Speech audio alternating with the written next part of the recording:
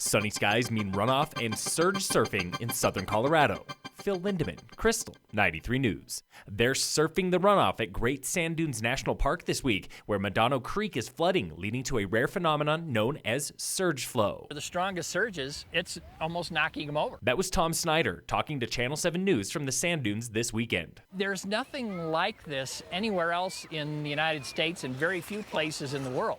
It has a different presence to it. Channel 7 reports people are riding inner tubes and even boogie boards on the surge with heavy waves at dawn and dusk. So what's causing surf there? The creek has overflowed its bed, coating sand at the foot of the dunes in fast-moving water, several inches to 2 feet deep. Last time it surged this way was in 2015, but you'll have to hurry. Surges will disappear after flows peak this week.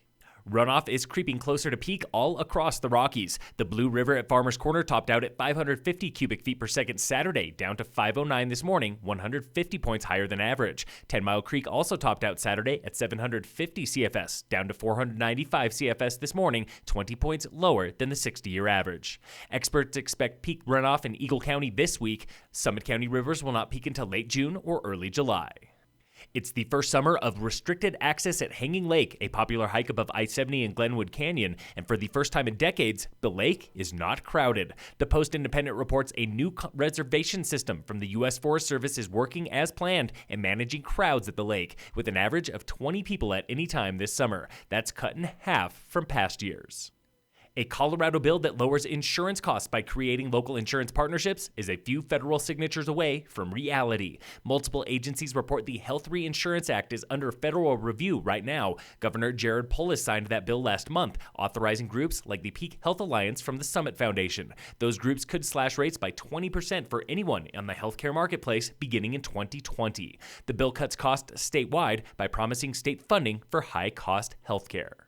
It's Ride the Rockies week in the Colorado High Country, and for the first time in several years, no stages of that annual road ride will pass through Summit County. This year's ride sticks to southern Colorado, going as far north as Carbondale. Riders left Crested Butte yesterday for day one, a 65-mile ride ending in Gunnison. By the time riders cycle back into Crested Butte for Saturday's final stage, several thousand people will cover 434 miles and nearly 30,000 vertical feet.